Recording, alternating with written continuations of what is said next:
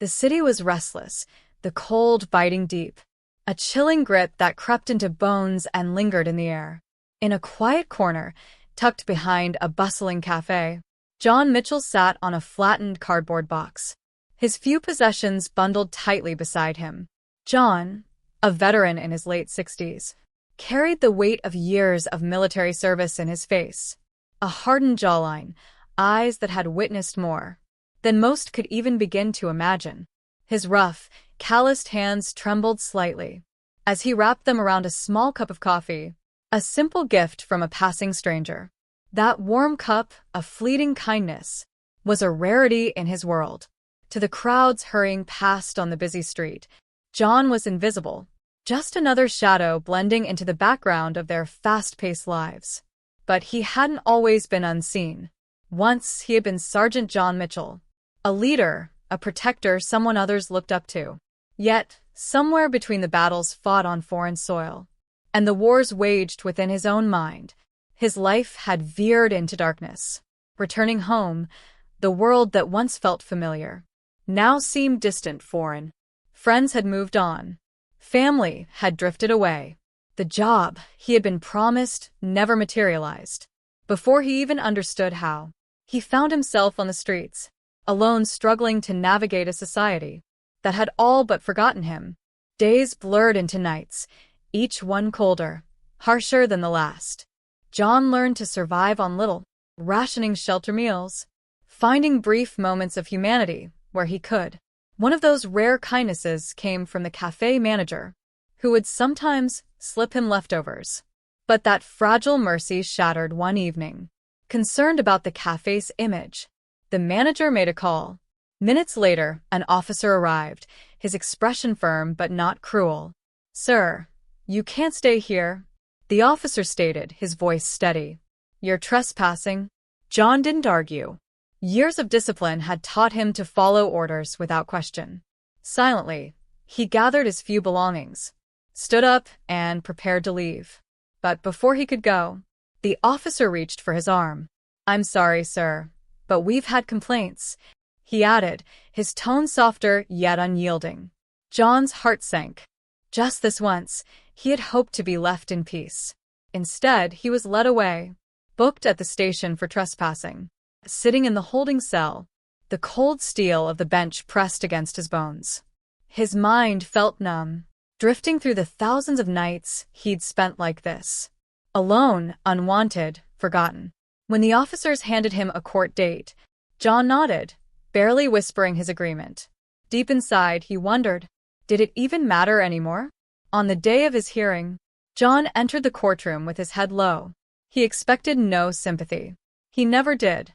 Dressed in a mismatched jacket from a shelter, and worn shoes that pinched his feet, his hands trembled as he clasped them together, waiting for his name to be called. Around him, whispers floated through the room, judgmental glances, silent assumptions. To them, he was just another homeless man, another life wasted. The judge entered, a middle-aged woman with sharp, discerning eyes. As she took her seat, she methodically read through the cases before her. Then, she reached John's file. She paused. Her gaze lifted, scanning the courtroom. Before settling on him, "John Mitchell," she called, her voice firm and steady.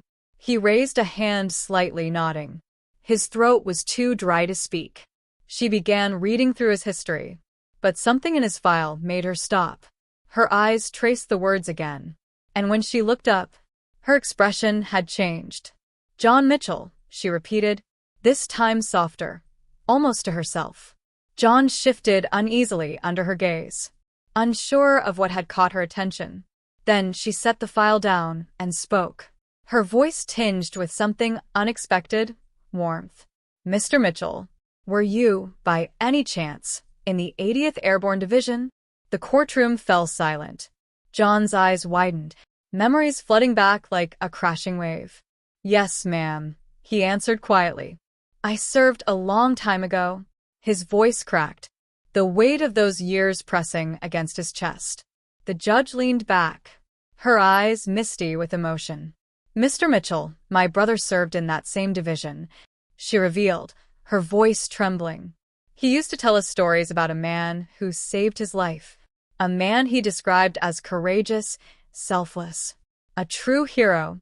She swallowed hard, her eyes locking onto his. That man was John Mitchell. That man was you, wasn't it? A gasp rippled through the courtroom. In an instant, the way they saw him changed. He was no longer just a homeless man. He was a hero, a soldier who had once risked everything for his country. John lowered his gaze, humbled. "I just did my duty, ma'am," he murmured. "I only did what I thought was right." The judge cleared her throat, visibly moved. Regaining her composure, she turned to address the court. "This man," she declared, her voice unwavering, "served our country with more courage than many of us can even comprehend.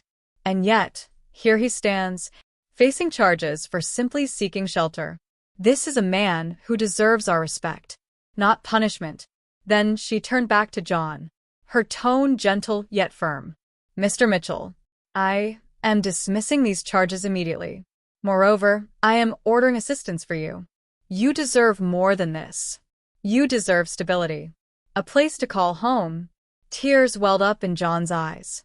For the first time in years, he felt truly seen, not as a burden, not as a failure, but as someone who mattered. The same people who once judged him now approached, shaking his hand, thanking him for his service, offering words of support. For the first time in a long, long time, John felt hope, a warmth that melted away years of bitter cold. After the hearing, the judge personally arranged for him to be connected with a veterans outreach program. Within days, he had temporary housing, counseling, and, for the first time in years, people who listened, who cared. Slowly, he rebuilt his life. At the shelter, he met others like him, veterans lost in the shuffle of civilian life.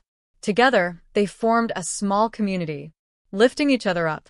John even started volunteering, mentoring younger veterans, giving them what he had once needed so desperately: guidance, hope, understanding. One day, he walked past the café, where it had all begun. The manager, seeing him, hesitated, unsure, perhaps guilty. To her surprise, John simply smiled and nodded. His heart held no resentment, only peace. Months later, he stood on a stage at a community event, sharing his story, not just of war, but of struggle, and of the kindness that had brought him back. His words moved the crowd, inspired action. By the end of the year, he had a small apartment, its walls adorned with pieces of his past and tokens of his new future. A framed photo of his unit hung near his bed, and beside it, a letter from the judge, a reminder that he was not forgotten. His journey wasn't over, but for the first time in years, John faced the future, not with fear, but with purpose, no longer invisible. And as he sat by his window, a warm cup of coffee in hand, he allowed himself to dream of better days ahead. Subscribe now for more incredible stories.